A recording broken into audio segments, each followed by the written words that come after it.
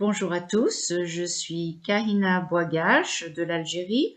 Je suis conseillère juridique. Je m'occupe des problèmes de droits de l'homme et spécialise dans l'Afrique du Nord. Je suis heureuse d'être parmi vous et je vais parler des problèmes des médias exacerbés émotionnellement par le Covid et difficiles à gérer par les différents pays et les personnes en charge.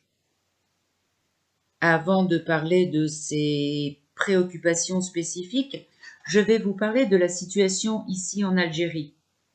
Les médias et la mésinformation ont commencé à détériorer les choses et je vais vous présenter certains exemples.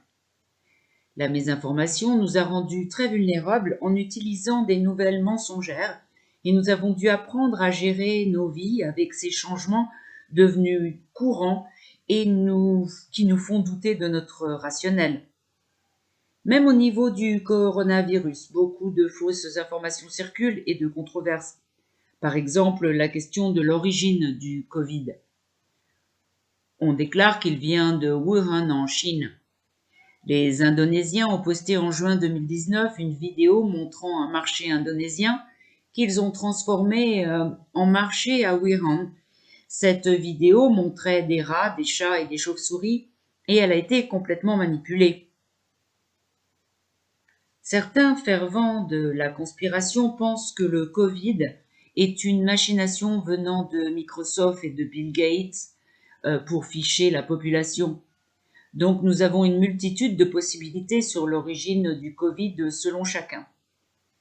Une autre réflexion intéressante concerne les symptômes du Covid, où même l'OMS reste un peu perdue, puisque nous avons affaire à une maladie sans précédent, dont l'évolution reste une découverte au jour le jour.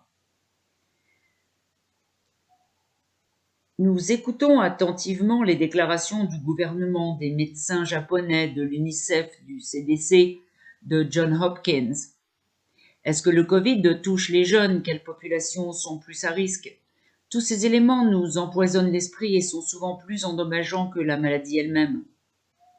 Il faut aussi mentionner le sujet du traitement du Covid. C'est un sujet assez dangereux. Par exemple, la nicotine.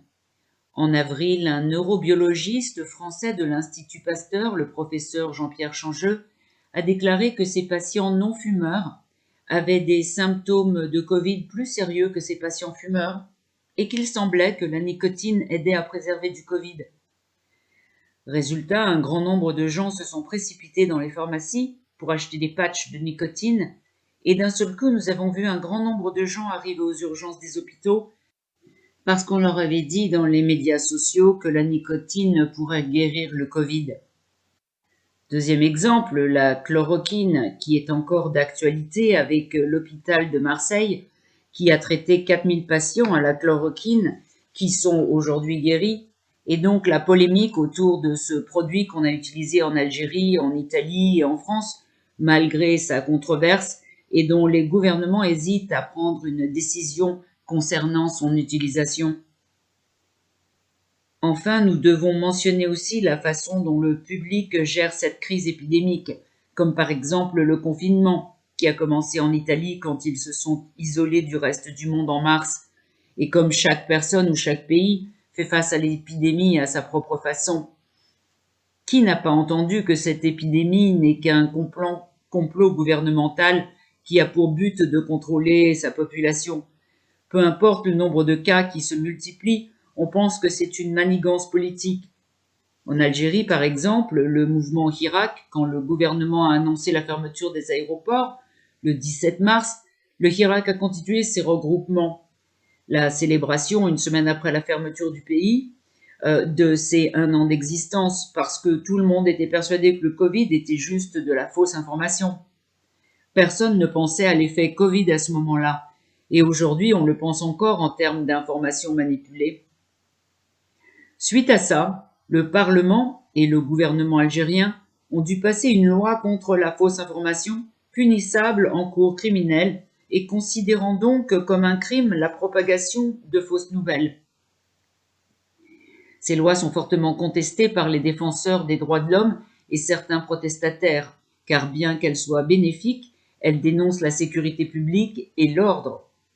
Les avocats concernés doivent délibérer sur la sécurité publique et l'ordre et en prouver les conséquences. Le problème de ces lois est qu'elles peuvent être elles aussi mal informées et utilisées à mauvais escient. Dans le fond, toute personne peut être accusée de divulguer des informations falsifiées. Je pense avoir couvert ce thème pour vous et je vous remercie.